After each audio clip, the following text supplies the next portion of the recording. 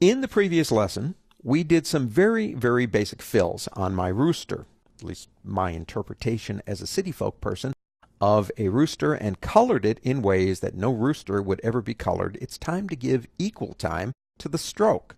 Now remember, objects, object-oriented program, objects can have a fill and a stroke. They can have a fill or a stroke, or they can have no stroke or no fill. Up to you. Now, I mentioned something to you earlier. I said that even though we are working with these basic shapes, that a lot of very complex objects are nothing but basic shapes put together, and I want to prove that point.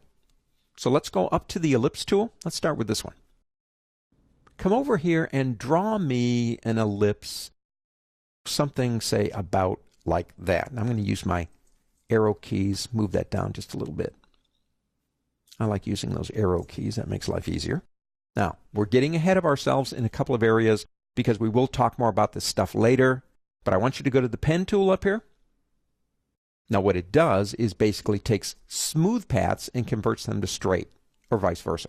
So if I click on this anchor point, it will convert it into a straight, and now you've got that kind of like straight look down here, which is what I want.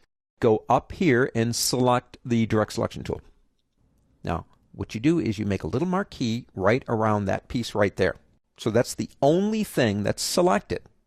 Now make sure it is selected. Go over to your rotate tool.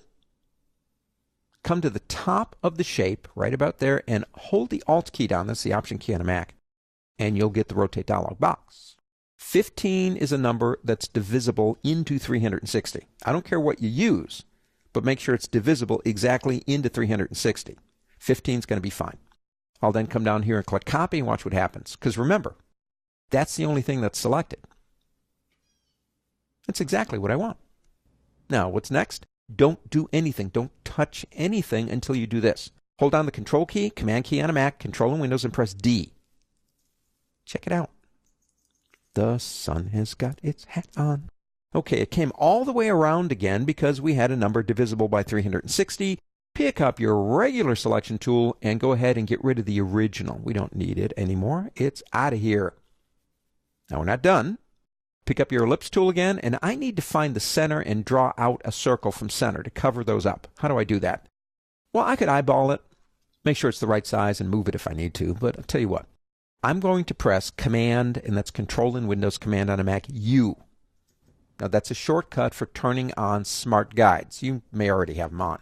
But if I do that, I can then see where I am and get an idea of exactly where I think center should be. And then, well, that's probably it right there. I'm going to hold down the Alt key, Option key on a Mac, and begin drawing, and the Shift key too. So the Alt or Option key and the Shift key, and get it to the point of covering. Don't go too far.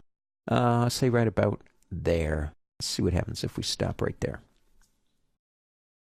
Well, I'm going to turn off number one. I'm going to turn off my smart guides with a controller, Command U. That's one mean buzzsaw, but I need them all together as one piece. So again, we're getting a little bit ahead of ourselves, but I want to show you something that I love, one of my favorite panels. Go to the word window and go down to Pathfinder. I love these things. They are so cool. They allow you to do all kinds of stuff, and we will talk more about them later, but make sure you have everything selected. So let's pick up our selection tool, give ourselves a selection, and click this one right here. It's called Unite. Watch what happens. It will take as many shapes as you have and make them one. One simple shape, an ellipse tool, drawing two things, making, I don't know, a sun, a buzzsaw, a ninja throwing star. Simple shapes make complex objects. Now let's close this out. We don't need it. We do have the fill here, so let's give it a color like the sun. Why not? Let me do this now. Let me go ahead and pick up my zoom tool.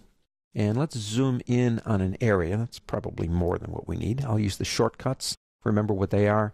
The Command key or the Control key along with the plus and minus keys. That's Control Windows, Command Mac. And let me move that over just a little bit like this. Let's talk about the stroke. Let me go ahead and pick up my selection tool first. And let's come over here and pick up stroke right there and pull it out. Now all I got is weight. I want more than that. A lot of these panels over here have hidden features. And if you click here and say Show Options, well, there you go. Now, we don't have an open shape. That's what capping is, like at the beginning or end of a open stroke. We do have corners. That's these. And if I come over here and say smooth the corners, now watch. It's called a round. See how it rounded out the corners as opposed to making them pointy? And we also have another one here that kind of flattens them out. Makes them a little bit flatter on the edges. I think I'm going to go back to rounded. I kind of like those. Gives it a softer look. We have the align stroke option here. Now to show you that, let me make this even bigger. Now you can see that little line right there, which represents the actual stroke itself, which is being wrapped with a weight of 1 point on either side. So that's a half a point on either side. Let's make that a little bit bigger by clicking there so you can see that. Okay, that helps out just a little bit. Well, actually, let's just do 2. Aligning the stroke on either side. Aligning the stroke so all the stroke goes on the inside, and aligning it so it's all on the outside. It's up to you.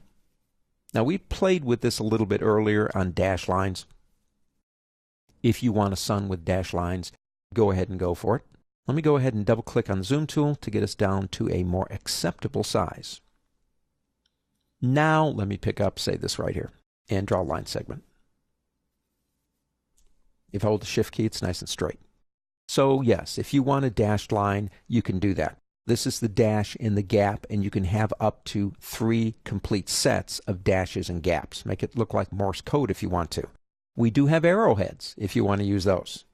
And if we do an arrowhead, as you can see, we then have a scaling option here for the width and the height of that particular arrowhead. We can also say, place the arrowhead either at the very end of the anchor point or the center. Just like that, up to you.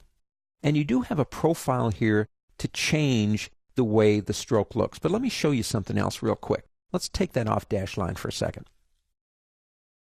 Come over here and pick up this tool right here, which is the Width tool. Now the Width tool, when you select an object like this, you can basically start doing this kind of stuff to it. Make it into a spear, the spear of destiny, changing the width. These down here then become the profile, which you can see up here too. That's a custom one. You can change it to something else if you want to. But if you draw your own, it becomes custom, if you will. And you can change the width. Now that's not new. It's relatively new. It used to be a stroke was a stroke was a stroke. You know, it had a thickness and that was it. With these new tools like variable width, we can create things like stems on a plant, all kinds of different ways we can utilize it just using the stroke. What we used to do before is actually make an object and fill it and then use the curved path to simulate what the stroke would have been. We don't have to do that anymore. So strokes and fills, we did fills in the previous lesson, control what an object is in Adobe Illustrator. That's not all, but those are just the basics.